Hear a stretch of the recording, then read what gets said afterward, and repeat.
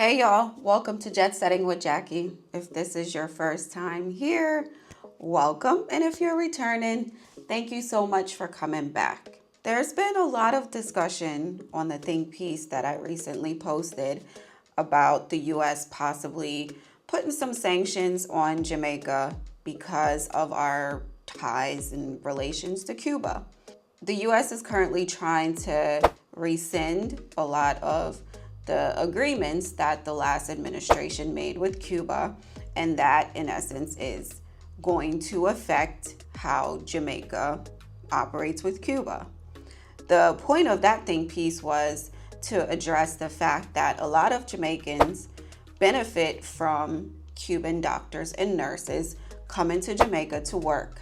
As we all know, the Jamaican healthcare system is not the greatest. Having help from Cuba has really allowed us to kind of get by. Jamaican hospitals and healthcare system is very underfunded. We don't have enough nurses and doctors as is. A lot of the Jamaican nurses and doctors do migrate for financial reasons and of course for other reasons. So we do have a shortage here. In the comment section, I've seen a lot of comments about Jamaica's reliance on the US. I've also seen comments about Jamaica becoming more self-sufficient when it comes to certain things, and also thinking about partnering with other countries. That kind of got me to looking into the two biggest relations that we have, which most of you know is the US and China. Just examining what those relationships are and possibly what makes the most sense for Jamaica to do. So today we're diving into that big question. Which of these two superpowers is the best strategic partner for Jamaica, whether it's the US or China? And ultimately, should Jamaica be considering other strategic partners? Jamaica has strong ties with both of these nations, but with the recent policies that are being enacted with the current US administration, as well as the increased investments from China, there is major concerns on both sides. Is Jamaica caught between a geopolitical battle between the US and China? And how do some of these factors like trade, immigration, loans, and diplomacy impact Jamaica's future? Let's take some time to break it all down. First, let's take a look at Jamaica and the US relations. Jamaica and the US share deep cultural, political, and economic ties. The US is also Jamaica's largest trading partner, meaning that our economy depends a lot on what the US does and how the US economy is operating. Here are some numbers to back that up. When it comes to trade and imports, Jamaica exports over $850 million worth of goods to the US annually, and that includes rum, bauxite, and coffee. And the US, on the other hand, supplies over 30% of Jamaica's imports. That includes things like machinery, vehicles, and consumer goods. When it comes to remittances, which, as we know, it's money coming from Jamaicans that are overseas coming into the Jamaican economy, remittances from Jamaicans account for over $3.4 billion annually, which is equivalent to about 20% of Jamaica's GDP. That's a staggering number. This was more apparent during COVID when the tourism industry basically was at a standstill. The Jamaican economy kept going because of those remittances that were coming from Jamaicans overseas. When it comes to investments in businesses, a lot of American companies such as the Marriott, Starbucks, Delta have expanded into Jamaica, which in essence create jobs and boost tourism. The US also supports foreign aid programs, which I'll put a little asterisk here just because we know that there has been a lot of changes that have been happening with the new administration. So some of those foreign aids that used to be able to come from the US when it comes to security and healthcare and education may not remain the same. But previously, these were things that the US would provide Jamaica.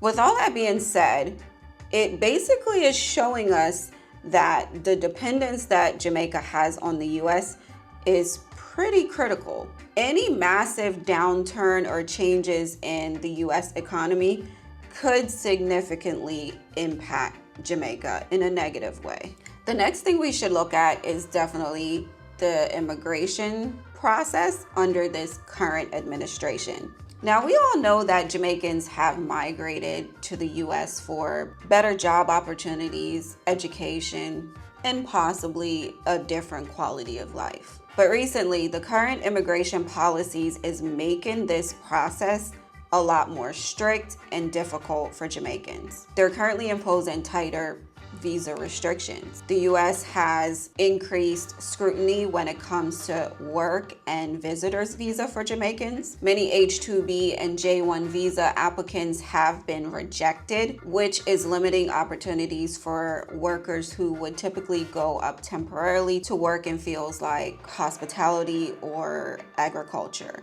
There has also been delays when it comes to green card applicants. The process has now taken much longer, with some applicants waiting almost 10 years to get their green card so that they can reunite with their families that are overseas. The huge push for deportation and crackdown on illegal immigrants has also impacted a lot of Jamaicans. For the most part, about 500 or so Jamaicans get deported each year. However, with the new administration in place, that number is expected to increase, which will disproportionately affect a lot of Jamaican men, possibly younger Jamaican men who migrated at a young age and has gotten caught up in the legal system some way.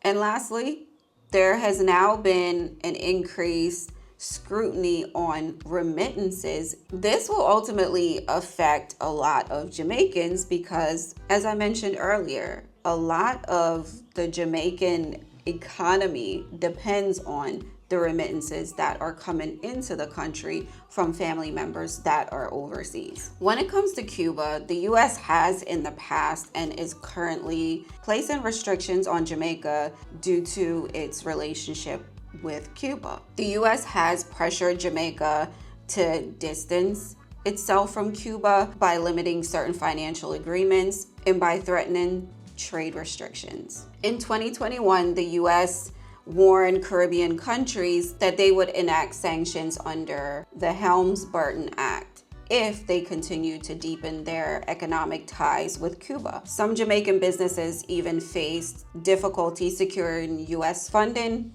if they had any dealings with Cuba. The US State Department has also limited Jamaica's diplomatic engagements with Havana, which could be beneficial to Jamaica and Cuba with trade deals. Of course, Jamaica wants to be able to maintain relationships with both our neighbors, Cuba and the US, but the US made that a very challenging thing to do by imposing these threats of sanctions and visa revocations and enacting policies that could be detrimental to not just Jamaica's economy, but also our people. Now let's talk about China. China has been Jamaica's second largest trading partner. And over the last 2 decades, investment from China has literally skyrocketed in Jamaica. China has invested over $3 billion in infrastructure projects in Jamaica. Some of the projects are well known to us, like the North and South Highway, the Montego Bay Convention Center, and of course the upgrades to Kingston Freeport Terminal. The difference between the US and China is the fact that China invests in Jamaica with low interest loans. They don't necessarily impact us when it comes to our political climate. That means that for us in Jamaica, we get to develop better roads, ports, and energy sectors without having to deal with the diplomatic restrictions. Now, of course, there are pros and cons with both of these relationships. So let's take a look at the pros of the US versus the pros of China. One of the pros with the US is that they are our largest trading partner, which does help us ensure some sort of economic stability. They're also the home to a large group of Jamaicans that fuels the remittances that comes back to Jamaica. They do provide us with support when it comes to law enforcement and security. And they do allow us to have access to the US financial markets and international partnerships. China provides us with the massive infrastructure, funding, and development. That also comes with fewer political restrictions on trade and diplomacy. And China is more invested in a long-term relationship when it comes to the growth and development of Jamaica. When it comes to the cons of the US tends to like to impose diplomatic restrictions on Jamaica. They also impose strict lending conditions that does not really benefit the growth of Jamaica as a whole. And lastly, the tightening of immigration policies definitely affects Jamaicans that are looking to go abroad or already abroad. When it comes to the cons with China is mainly the amount of debt that Jamaica currently owes to China. Jamaica currently owes China almost $2 billion in debt. The second part of this is with the investments that China do in Jamaica, for example, with the highways and other developments, they tend to import a lot of their own workers, which limits the amount of jobs that are available to Jamaican citizens. And lastly, with all of that is the fact that Jamaica could possibly become so dependent on China that the relationship doesn't necessarily benefit Jamaica in the long term. So with all that being said, what is the best route forward for Jamaica? One of the things that Jamaica needs to consider is reducing our dependency on the US. Even though the US is our largest trading partner, having to rely on the US so heavily is only going to affect us negatively. It opens Jamaica up to several risks that include political issues and definitely economical issues. For example, if the US enters a recession similar to what we saw in 2008, 9, 10, around that time, and even when things slow down in 2020, that could definitely affect Jamaica in several ways. One, when it comes to the tourism industry, and also with Jamaicans sending remittance back to Jamaica. So if the US economy starts to suffer, so will the Jamaican economy. Also, with the heightened focus on immigration, with the policies tightening and the deportation rate, that could definitely impact a lot of Jamaicans that are overseas and also Jamaicans that were looking to migrate. And when it comes to the political pressures, we are already seeing that with the restrictions that the US is looking to impose on Caribbean islands that have relationships with Cuba. We already have restrictions on us because of our relationships with Cuba, but now they're looking to possibly go even further in limiting those trade agreements that we have with Cuba. And in all honesty, the policies that the US is currently enacting are not Caribbean focused. They're focused on improving the US. And we can see this in a lot of the responses that we get when the Caribbean is in some sort of economical crisis. We don't necessarily see the US jumping to the aid of the Caribbean. When it comes to China, what Jamaica should be doing is looking to manage the risk when it comes to the investments from China. Even though the investments that China is doing in Jamaica when it comes to the infrastructure and logistics. It is beneficial to Jamaica, but over time, Jamaica may become debt dependent on China. With owing almost $2 billion, looking to repay that is a long-term plan that I'm not sure that Jamaica has fully thought through. There are currently countries that are faced with sovereign debt crisis because of loans from China. Some of the other challenges that we have from China is in regards to the job market. Even though there are a lot of developments that are happening here, a lot of the workers are from China. That does not help when it comes to the Jamaican labor market. And a lot of those contracts that are coming in from China typically does not favor Jamaica. It typically is in favor of China. This is very limiting for Jamaica because we no longer have that control over our own infrastructure. Some of the concessions that has been given to China for the North-South Highway includes a 50-year concession when it comes to the tolls that's collected, and also a generous 1,200 acre of land that is currently in the process of being developed. So even though there are benefits to improving the infrastructure in Jamaica, a lot of the deals are in favor of China versus Jamaica. So what are some of the solutions that Jamaica can make when it comes to continuing to have partnerships with the US and China? When it comes to the US, Jamaica should still continue to have trading partnership agreements with the US. We just should not be reliant on the US as much. There are other countries out there and other relationships that we should consider exploring, like Latin America, Europe, and even Africa. And when it comes to China, some of the things that Jamaica can do is to negotiate better deals for ourselves. Of course, we can still partner with China. Of course, we can allow them to invest in Jamaica, but we need to make sure that these agreements are actually mutually beneficial. It's not weighed heavily on one side and then Jamaica loses out on the other end. We should also push for more job creation for Jamaicans. Yes, it's okay to have the Chinese investment, but we should also be using our workers. We also need to have a better understanding and transparency when it comes to the loan agreements that Jamaica is taking on from China. It also wouldn't hurt to have a much more balanced mix of investors. It just seems odd that one country is the main supplier of loans and debt when it comes to us.